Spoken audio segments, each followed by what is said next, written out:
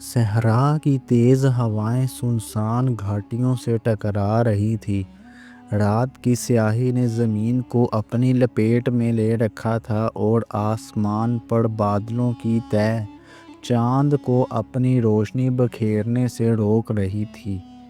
قافلے کے اونٹ ایک جگہ بیٹھ چکے تھے اور مسافر اپنی تھکن اتارنے کے لیے زمین پر دراز ہو چکے تھے۔ یہ ایک عام رات تھی، لیکن ایک شخص کے لیے یہ رات ہمیشہ کے لیے اس کی زندگی بدلنے والی تھی۔ یہ شخص کوئی عام مسافر نہ تھا، وہ کبھی ایک مالدار تاجر تھا جس کے قافلوں کی چمک دمک دور دور تک مشہور تھی۔ اس کے اونٹ سونے، چاندی، ریشم اور قیمتی جواہرات سے لدے ہوتے۔ جہاں سے گزرتا لوگ حسرت سے اس کی شان و شوکت کو دیکھتے، مگر قسمت کو کچھ اور ہی منظور تھا۔ یہ سفر بھی عام سفروں کی طرح ہی تھا، لیکن جب رات کا پچھلا پہر آیا تو صحرا کی خاموشیوں میں ایک غیر معمولی ہلچل پیدا ہوئی۔ کہیں دور کسی جھاڑی کے پیچھے سائے حرکت کر رہے تھے۔ نقاب پوش لوگ آہستہ آہستہ قافلے کے قریب پہنچ رہے تھے۔ یہ پیشہ ور ڈاکو تھے جو اندھیری راتوں میں قافلوں پر حملہ کرنے کے ماہر تھے۔ اچانک ایک تیز سیٹی بجی اور ہر طرف اندھیرے سے چمکتی ہوئی تلواریں نمودار ہو گئیں۔ کسی نے حرکت کی تو زندہ نہیں بچے گا، ایک گرج دار آواز میں ڈاکو نے کہا۔ قافلے کے لوگ نیند سے ہڑبڑا کر اٹھے، مگر ڈاکوؤں کی تعداد زیادہ تھی۔ وہ تیزی سے اونٹوں کی طرف لپکے اور قیمتی سامان لوٹنے لگے۔ سونے چاندی کے تھیلے، قیمتی کپڑے، جواہرات، سب کچھ ان کے ہاتھ میں تھا۔ لیکن ڈاکوؤں کی نظر ایک اور چیز پر تھی، مسافر کا بیش قیمتی خنجر جو اس کی کمر میں بندھا تھا۔ یہ خنجر اس کے والد کی آخری نشانی تھی اور وہ اسے کسی قیمت پر کھونا نہیں چاہتا تھا۔ مسافر کو دو ڈاکوؤں نے پکڑ لیا اور اس کا سردار اس کے سامنے آیا۔ اس کی آنکھوں میں لالچ جھلک رہی تھی۔ یہ خنجر دے دو ورنہ جان سے جاؤ گے، ڈاکوؤں کے سردار نے کہا۔ مسافر نے سختی سے جواب دیا، یہ میرا ورثہ ہے، میں اسے نہیں دوں گا۔ ڈاکوؤں کا سردار ہنسا، جان زیادہ قیمتی ہے یا خنجر؟ مسافر نے کوئی جواب نہیں دیا، بس خنجر کو اور مضبوطی سے تھام لیا۔ یہ دیکھ کر ڈاکوؤں نے اسے زمین پر گرا دیا۔ ایک نے تلوار اس کے گلے پر رکھ دی، دوسرا اس کے لباس کو چاک کرنے لگا تاکہ چھپی ہوئی دولت تلاش کر سکے۔ سب کچھ لٹ گیا۔ چند ہی لمحوں میں جو شخص کل تک دولت میں نہایا ہوا تھا، وہ آج بوسیدہ لباس میں ننگے پاؤں زمین پر گرا پڑا تھا۔ اس کے سونے چاندی کے سکے، قیمتی زیورات، حتیٰ کہ اس کے والد کی آخری نشانی، سب کچھ لٹ چکا تھا۔ ڈاکو ہنستے ہوئے قافلے کو چھوڑ کر رات کے اندھیرے میں غائب ہو گئے۔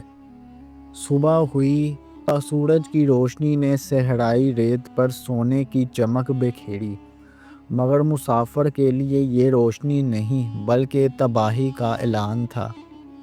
وہ خالی ہاتھ، زخمی اور بے یارو مددگار تھا۔ قافلے کے کچھ لوگ اس کے پاس آئے، مگر کسی نے بھی مدد کے لیے ہاتھ نہ بڑھایا۔ یہ قسمت کا کھیل ہے دوست، کل تک تو بڑا رئیس تھا، آج ہم سب کی طرح محتاج بن گیا۔ ایک نے طنزیہ انداز میں کہا، ہم تمہیں اپنے ساتھ نہیں لے جا سکتے، ہمارے پاس خود کے لیے بھی کچھ نہیں بچا۔ دوسرا بولا اور قافلہ آگے بڑھ گیا۔ مسافر اکیلا رہ گیا۔ بھوک، پیاس اور زخموں کی تکلیف اسے نڈھال کر رہی تھی۔ اس نے کئی دن صحرا میں بھٹکتے گزارے، کبھی کہیں سے کچھ بچا کھچا کھا لیتا، کبھی کسی گاؤں میں بھیک مانگتا۔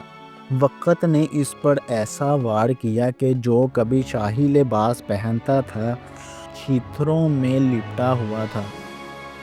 جو کبھی سونے کی پلیٹ میں کھاتا تھا آج دوسروں کے رحم و کرم پر تھا۔ بھوک سے نڈھال وہ ایک گاؤں میں پہنچا۔ وہاں ایک سادہ مگر پرسکون گھر کے دروازے پر دستک دی۔ ایک نیک سیرت بزرگ نے دروازہ کھولا اور نرمی سے پوچھا، مسافر کیا تم بھوکے ہو؟ مسافر نے نحیف آواز میں کہا، ہاں، کئی دنوں سے بھٹک رہا ہوں، کچھ کھانے کو دو۔ بزرگ نے ہمدردی سے اسے اندر بٹھایا اور کھانے کے لیے دسترخوان پر بٹھایا۔ جیسے ہی مسافر نے کھانے کے لیے ہاتھ بڑھایا، بزرگ نے پوچھا، کیا تم کھانے سے پہلے اللہ کا نام لیتے ہو؟ مسافر نے چونک کر جواب دیا، میں تو آگ کا پجاری ہوں، میں صرف آگ کی عبادت کرتا ہوں۔ یہ سن کر بزرگ کا چہرہ سخت ہو گیا۔ میں اللہ کے نام پر کھانا کھلاتا ہوں جو صرف ایک رب کو مانتے ہیں۔ تم اگر اللہ کو نہیں مانتے تو میں تمہیں کھانا نہیں دے سکتا۔ یہ سن کر مسافر خاموشی سے دروازے کی طرف بڑھا مگر اندر سے شدید مایوسی محسوس کر رہا تھا۔ رات ہوئی، بزرگ عبادت میں مشغول تھے کہ اچانک اس کے دل میں ایک آواز گونجی، اے میرے بندے، میں نے اس شخص کو اس کی ساری زندگی رزق دیا، باوجود اس کے کہ وہ مجھے نہیں مانتا، اور تم ایک وقت کا کھانا دینے سے انکار کر رہے ہو۔ بزرگ کا دل لرز گیا۔ وہ فوراً اٹھے اور اس مسافر کو تلاش کرنے لگے۔ گلیوں میں بھٹکتے، ہر موڑ پر نظر ڈالتے، آخر کار اسے ایک سنسان گوشے میں بیٹھا پایا۔ اے مسافر، لوٹ آؤ، میں نے تمہارے ساتھ غلطی کی، آؤ میرے ساتھ کھانا کھاؤ۔ مسافر حیران ہوا، تم نے مجھے خود دروازے سے نکالا تھا، اب کیوں بلا رہے ہو؟ بزرگ کی آنکھوں میں نمی تھی، میرے رب نے مجھے سکھایا کہ وہ سب پر مہربان ہے، چاہے کوئی اسے مانے یا نہ مانے، میں بھی اس کی رحمت کا حصہ بننا چاہتا ہوں۔ مسافر خاموش ہو گیا۔ وہ پہلی بار سوچنے پر مجبور ہوا، کیسا رب ہے جو اسے بھی نوازتا ہے جو اسے نہیں مانتا۔ اس کے دل میں روشنی جاگ اٹھی۔ اگر تمہارا رب اتنا مہربان ہے تو وہی سچا رب ہے، مجھے بھی اس کی پہچان کروا دو۔ یہ کہہ کر مسافر نے سچائی کو قبول کر لیا اور اس کی زندگی ہمیشہ کے لیے بدل گئی۔ یہ کہانی ہمیں سبق سکھاتی ہے کہ انسانیت سب سے بڑا مذہب ہے۔ مدد کرنے کے لیے کسی کا مذہب، رنگ یا نسل نہیں دیکھنی چاہیے۔ اللہ کی رحمت ہر انسان کے لیے ہے، چاہے وہ اسے مانے یا نہ مانے۔ اگر اللہ سب کو رزق دیتا ہے تو ہمیں بھی دوسروں کی بھلائی کے لیے بغیر کسی تعصب کے ہاتھ بڑھانا چاہیے۔ انسانیت سب سے پہلے آتی ہے۔ کسی کی مدد کرنے سے پہلے اس کا عقیدہ یا پس منظر دیکھنا درست نہیں۔